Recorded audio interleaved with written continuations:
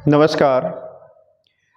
आपने अक्टूबर अभी वेस्ट बंगाल में दाना साइक्लोन के बारे में सुना होगा।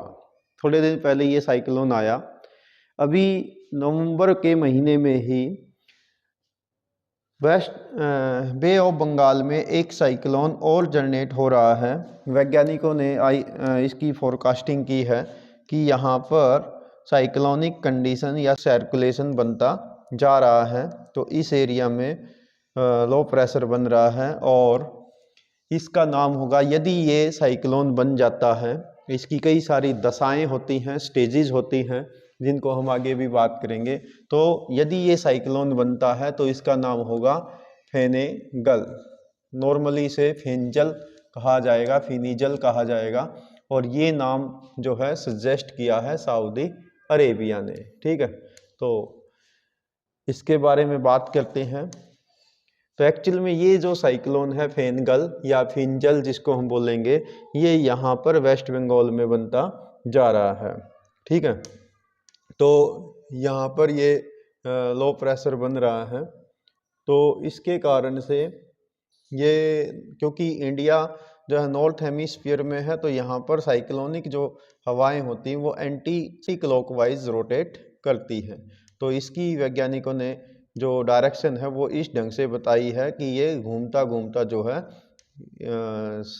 तमिलनाडु या श्रीलंका की ओर आने वाला है। तो ये साइक्लोनिक कंडीशन यहाँ पर बन रही है। और अब हम बात कर लेते हैं कि जब साइक्लोन कहीं पर आता है तो क्या क्या स्टेजेस उसकी रहती हैं या क्या उसकी दशाएं रहती हैं। तो सबसे पहले ट्रॉपिकल्स वेव बनती हैं। ये एक प्रकार का लो प्रेशर होता है जो ईस्टर्लीज हवाएं, जिनको हम ट्रेड विंड कहते हैं, इनके कारण से वहाँ पर इस टाइप्स का एक लो प्रेशर एरिया जनरेट हो जाता है। इसी प्रकार से देन आता है ट्रॉपिकल डिस्टर्बेंस, यानी वहाँ पर थंडर स्टॉर्म कंडीशन बन जाती है लगभग 24 घंटे के अंदर।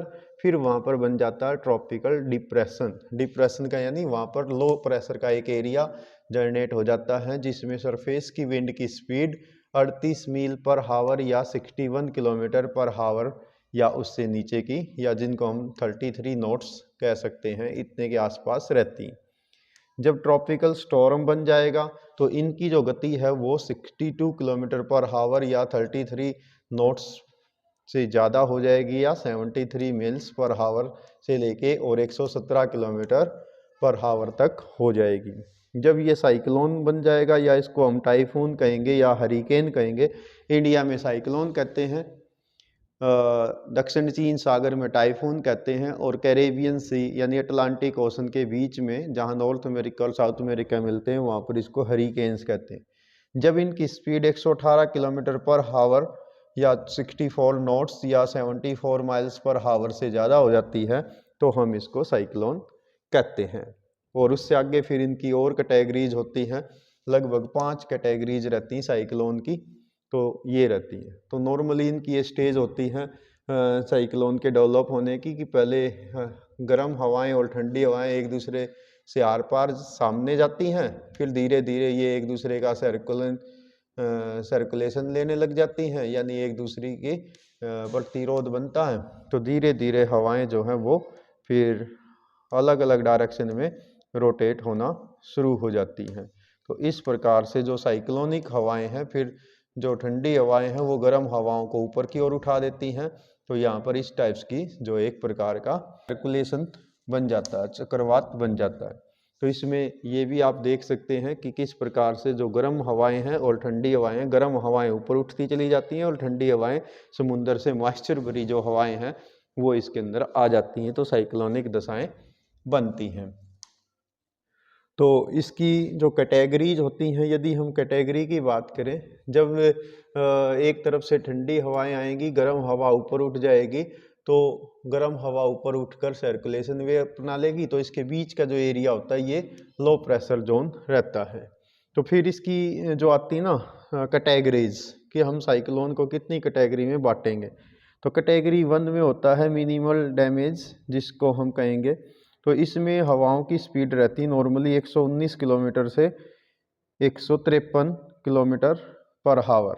कैटेगरी नंबर 2 में मॉडरेट डैमेज रहता है और हवाओं की गति 154 से 177 किलोमीटर पर हावर हो जाती है। कैटेगरी 3 में एक्सटेंसिव डैमेज यानी थोड़ा ज़रूर ज़्यादा डैमेज होगा, 178 किलोमीटर से 208 kmph की स्पीड हो जाएगी। कैटेगरी 4 में एक्सट्रीम डैमेज करेगा साइक्लोन, तो उसके कारण से हवाओं की गति 209 kmph से 251 kmph हो जाएगी, किलोमीटर पर हावर हो जाएगी। और इसी प्रकार से कैटेगरी 5 जो कैटास्ट्रॉफिक ट्रॉपिक्स होती, यानी बिल्कुल ही सब कुछ तहस नहस कर देगा, तो इतनी तेज़ हवाएं यहाँ पर चलती हैं जिसमें नॉर्मली 250 kmph यानी 252 किलोमीटर पर हावर की गति से भी ज़्यादा तेज़ गति से हवाएं चलती हैं। तो ये हो जाएगा सुपर साइक्लोन, इसको हम कहेंगे। तो इस इतनी कैटेगरी का साइक्लोन हो जाता है। फिर बात आती है कि जो साइक्लोन होते हैं ये जनरेट कहाँ पर होते हैं, तो ये केवल ट्रॉपिक्स में ही जनरेट होते हैं, यानी 23.5 नॉर्थ एंड 23.5 साउथ, इनके बीच में ही ये पैदा होते हैं, और वो भी ऐसे समुद्रों में पैदा होते हैं जहाँ पर टेम्परेचर 27 डिग्री सेल्सियस या इससे ज़्यादा होता है। तो इसकी कई सारी स्टेज रहती, जैसे एक फॉर्मेशन की स्टेज होगी, एक फिर इमेल्चर की स्टेज होगी, फिर मैच्योर स्टेज होगी, फिर जो धीरे धीरे साइक्लोन ख़त्म हो जाएगा। जैसे जैसे साइक्लोन का जो लो प्रेशर का एरिया वो सतल की ओर आ जाएगा, तो उसको मॉइस्चर भरी हवाएं समुद्र से मिलनी बंद हो जाएंगी, तो वो साइक्लोन ख़त्म हो जाएगा। जिन एरिया में साइक्लोन बनते हैं या जो साइक्लोन बनने की प्रोसेस होती है, इसको कहते हैं साइक्लोजेनिस। ठीक है, चक्रवात प्रजनन या चक्रवात जनन की अवधि आप इसको नॉर्मली कह सकते हैं। तो यहाँ पर संभावना है वेस्ट बंगाल की जो पास में खाड़ी है बे ऑफ बंगाल, इसके दक्षिणी हिस्से में अभी फेनेगल नाम के साइक्लोन बनने की संभावना पूरी बनी हुई है। तो अभी देखते हैं क्या होता है कि ये साइक्लोन बनेगा या एटमॉस्फेरिक दशाएं चेंज होंगी और ये ख़त्म हो जाएगा। तो देखते हैं अभी क्या होगा। तो यदि ये साइक्लोन बनता है तो फिर किसी दिन आपके बीच में आएंगे, उसके कारण से किस प्रकार की दशाएं बनेंगी, कैसी हवाएं चलेंगी, क्या उसका डैमेज होगा। तो ये एक प्रकार का नेचुरल डिजास्टर होता है साइक्लोन। तो आगे मिलते हैं आपसे फिर। Thanks, have a nice day.